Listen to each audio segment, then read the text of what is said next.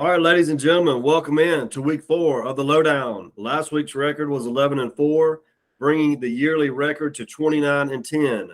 The upset pick of the week was BYU, and it crashed and burned. Want to hit on Auburn, Penn State game. I think no one was surprised that Penn State won the game. I mean, and to be honest, I really debated back and forth last week. We're picking Penn State because they're the more reliable quarterback, and that turned out to be the case.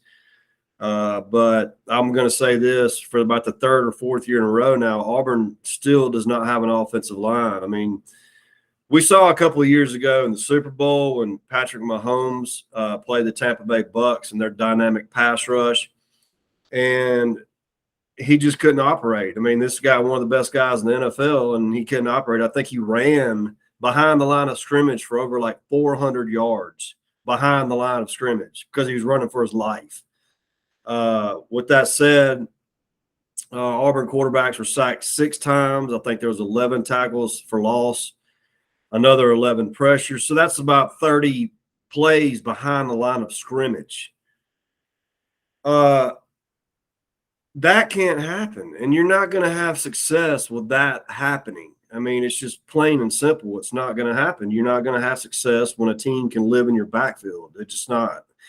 And I thought TJ Finley played a pretty good game. Of course, he is out this week. It's also announced Zach Calzada is undergoing surgery, so he's not going to be available. So that leaves Robbie Ashford and Holden Grenier. I think both will play. Ashford's a dynamic runner as a quarterback, but there's still a lot of rust there from him not playing. A couple of takeaways from that game, though, is I was really surprised how Penn State moved Auburn's defensive line around. I thought that was going to be the strength of Auburn's defense, and I did not understand the usage of Tank Bigsby. I mean, he's your best player. He came back, and to only get, I think, 1 touch in the second quarter, which is a pass out of the backfield, and he ran for like 50 yards. That's just not good. And I don't understand that at all. And one thing that I don't understand either is later on in the game, an Auburn player makes a tackle, and Auburn's losing by like 30 points, and the guy gets up and trash talking. Take your ass back to the huddle, man. You're losing by like 30 points. Go back to the huddle. That kind of stuff like that. I mean, you see Nick Saban. Look, every coach has a different coaching style and coaching philosophy, and that it is what it is. But Nick Saban, man, he don't stand for that kind of crap. And when you're getting your butt kicked, the last thing you need to be doing is talking trash. Yeah, you made a tackle. You did your job. Woohoo! You did your job. Good for you, man. Go back to the damn huddle. That was an embarrassing performance. And Missouri comes into Auburn Saturday morning, and that's pretty much a must-win game, I think, for Auburn and Bryan Harsin. And look, Bryan Harsin has gotten an unfair shake, in my opinion, this whole time while he's been at Auburn, and I think it has to do some up with some of the boosters. And yeah, the guy is not a kiss the baby type of guy. I mean, he's just not. But he hasn't even really been given a chance, I don't think. At times I have questioned his decision making. I have. There was a few times last year I was like, man, what are you doing? Ultimately, he has the headset on. He can say, hey, to a coordinator, hey, man, no, we're not calling that. And that's on him. And that's why he gets paid the amounts of money that he does, and all these other coaches do too. You have the ultimate say-so. You are the head coach. But if Auburn loses to Missouri, and they could, Brady Cook's a good player at quarterback. They got some dynamic players at receiver. Eli Drinkwitz's system they score points. And I just don't know where the mentality of this team is right now. I mean, I think you got to let Robbie Ashford go. Design something for him where he can just use his legs. But then again, you're going to have to throw the football. You have to throw the football. And we're kind of seeing it with Anthony Richardson. Florida, he looked like a world beater against Utah in the season opener. Then when they play Kentucky, the guy only rushed for like 4 yards. And he was way off throwing passes, and that's a part of his game. He's going to have to get better. He's a dynamic player, no doubt, but he's going to have to get better at that. But getting back to Auburn, I mean, this is a real mess for them, and because after this game they play LSU, and then they got to go on the road and play Georgia and Ole Miss, and I just don't see them winning those two games. And the way LSU bounced back, I mean, let's face it. LSU should have won the opener. They should have. I mean, that's just the bottom line. But LSU's got a talented team. I mean, watching them last week, and I was surprised by Mississippi State and them beating them, because I like that state team. And I don't know what the hell Mike Leach was thinking a couple of times going for it on 4th and 1 when you're in control of the game at midfield. And then, of course, the muff punt inside the 10-yard line, which – cardinal rule in football. You do not field a punt inside the 10-yard line. I'm seeing dudes doing it all over the country. You do not do it. You let it go, period. That's coaching. Or at least you have to have somebody on the return team yelling to the guy, get away, or fire, or something like that. I mean, there's too many dudes fielding balls inside the 10-yard line. And that flipped the game around. LSU went on a 21-0 run right then. And but Jaden Daniels, I mean, this guy, he's a dynamic player.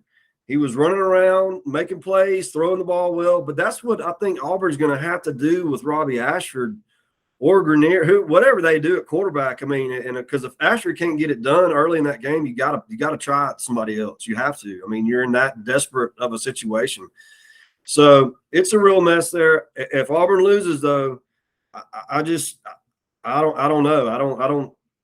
I don't see where they go, because the AD that hired Bryan Harsin has resigned.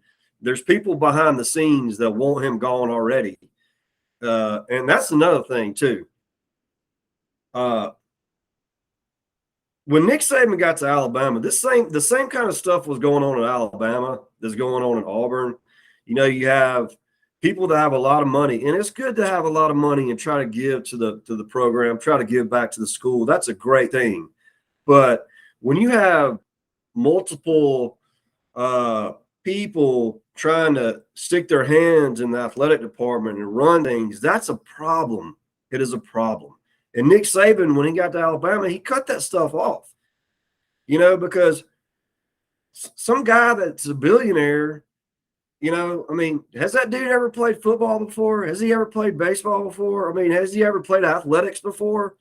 I mean, if you've never done that, then you don't know what you're doing. You don't know more than somebody that played football or has coached football under Bill Belichick or Hayden Fry, all these guys. I mean, you just don't know. And that's all there is to it. And that's Auburn's problem. There's a bigger problem at Auburn than just the coaches. It's the boosters.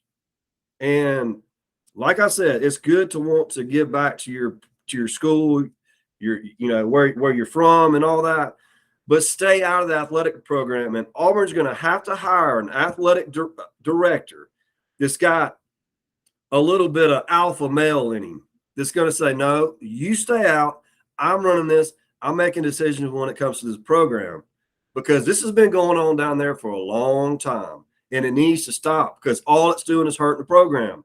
I mean, you don't think coaches talk? You don't think athletic directors talk? Hey, I just saw where you got fired down there. I mean, what's the scoop? What's the scoop? Did they allow you to do what you wanted? Did they give you full autonomy over the football program? Did they tell you who you wanted to hire as the offensive coordinator or defensive coordinator? I mean, coaches talk, and it's hurting the program. And with that said, I mean, must-win game for Bryan Harsin, because, like I said, LSU at home, at Georgia, at Ole Miss up next. So, I don't see Auburn beating. I definitely don't see them beating Georgia. And I think LSU is too talented for them. They're playing well right now. So, I don't know. It's a must-win game. Moving on, though. Speaking of Georgia, they host Kent State. Georgia, I've said this a couple of times. They look like the best team in the country to me. Malachi Starks is a true freshman. If you're watching them, cornerback, he's a great player. Todd Monken is dialing up plays on offense. Brock Bowers, he's one of the top 5 best players in America. He might be the best. I mean, arguably. So, I mean, he's running the ball, catching the ball. Loud McConkey's an underrated receiver. Georgia's hitting on all cylinders right now, and they got another cupcake. I think they'll roll there 50-something to 55 to zip. Michigan. Right now, Michigan is leading the country in scoring at 55.3 points per game. Interesting enough, James Madison is the second highest scoring team in the country at 53.5 points per game, and they're playing the best run defense of any team in America. So, but with that being said, Maryland and Tua Tagovailoa goes into the big house, but J.J. McCarthy as the starting quarterback there in Michigan. Blake Corum, he ran for 5 TDs, which tied a school record last year. And Michigan's offensive line is really, really good. I think this could be a potentially good game, but I like Michigan here. I'll say 45 to 20. All right, Clemson at Wake Forest. DJ Uiagalelei still really not playing that great. Cade Klubnik's a freshman there who could eventually take over that job at quarterback.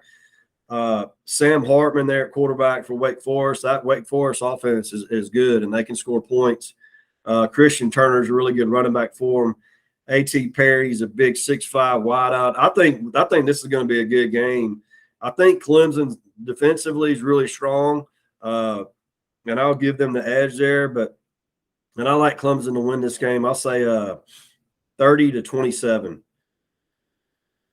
Let's see here. Getting back into the SEC, Missouri at Auburn.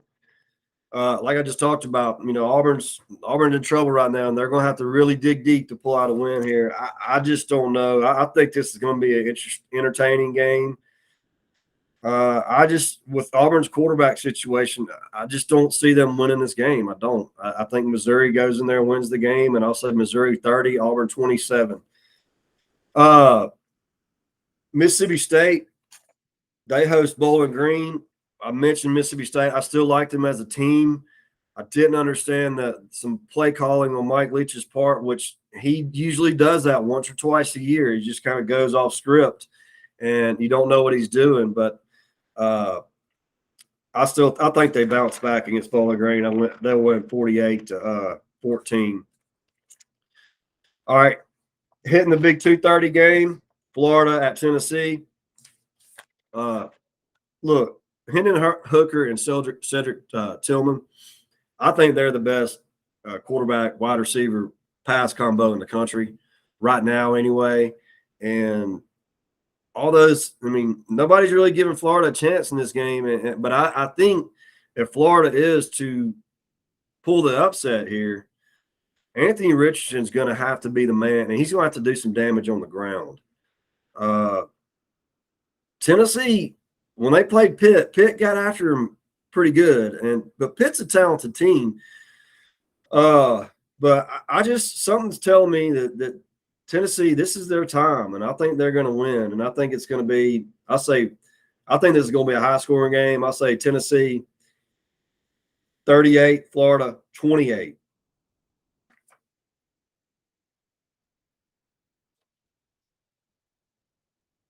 Three o'clock game, Tulsa at Ole Miss. Tulsa is a team that has good athletes, and Ole Miss, they play Kentucky next week, so they better not sleep on this game. And I think this game is going to be a little bit tighter than people think. I do think Ole Miss is operating well. They hadn't really played anybody, though, but their running attack is really, really strong. I'll say Ole Miss 38, Tulsa 23. Arkansas at Texas A&M, 6 o'clock game. This is my upset of the week. Texas A&M is a slight favorite. It is a night game in College Station, which is hard to win there. Max Johnson there at quarterback. I mean, A&M's passing game is it's not good. And Arkansas can be had in the passing game. They're on defense. Don't know if you know this or not. Defensively, I think Arkansas will be able to lock down Texas A&M. Drew Sanders, a former Alabama transfer, is currently leading the country in sacks with 5.5. Bumper Pool there in the heart of that defense. Those are two really active linebackers. I like. And once again, this goes back, in some of these games, you got to give the edge at quarterback. Who has the best quarterback? And KJ Jefferson, is the best quarterback in this ball game. And, Raheem Sanders is a dynamic player at running back there. So I'm going to give the edge. This is my upset of the week. I'm going to say Arkansas, first one of 20 wins. I'm going to say Arkansas 20, Texas A&M 16. Vanderbilt at Alabama. Really? Really? Bama, they look better last week. Still don't know a lot about them, though. I mean, still don't know enough yet about that offensive line. I think Alabama's defense is fine. Cornerback play will get better because Nick Saban coaches it. I think Alabama rolls here, but I don't. That's a large spread. I don't think they cover that. I'll say Alabama 51, Vanderbilt 17. Wisconsin at Ohio State. C.J. Stroud playing pretty good right now. Don't know a whole lot about Wisconsin. I haven't really got my eyes on them yet. Marvin Harrison Jr. there at receiver is really playing well for Ohio State right now. I'll go Ohio State. I think they win big here. I say Ohio State 42, Wisconsin 20. USC at Oregon State. I said it earlier in the year that this USC team, they got good players. All right. I watched them now a couple of times, and their offense is legit. No, I mean they're good. And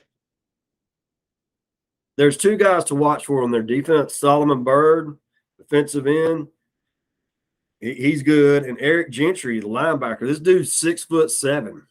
6'7" linebacker. He's tall and thin, but he's good. I mean, Caleb Williams there at quarterback.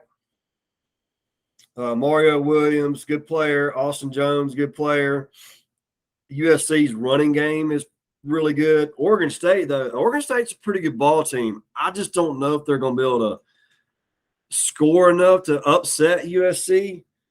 But Chance Nolan's a really good player there at quarterback for the Beavers. Jake Coletto, he's the guy that plays fullback, linebacker, and on special teams, a really good player. Oregon State's offensive line's pretty good. Luke Musgrave is a big tight end. I have him as one of my top 15 players that I've seen so far this year. He's 6'6", 250 pounds. I just think USC is going to be too much. So, I mean, Jordan Addison there at wide out. I just think they're going to be too athletic. And I like USC to go in there and knock off the Beavers. And I'll say USC 42, Oregon State 34. Late game, two late games that I'm going to go on real quick is Utah at Arizona State. Of course, Arizona State just canned their coach. If you believe the rumors, there's some rumors that Bryan Harsin could end up at Arizona State. I don't know. I mean, but I like Cam Rising and that bunch. I like Utah to go in there and whoop Arizona State pretty good. I say Utah 42, Arizona State 17. Stanford at Washington is that final late game. Michael Penix Jr., he played really good as Washington, they got a big win over Michigan State last week. Stanford, I watched them play USC. They're not that good defensively. So this could be a high scoring game.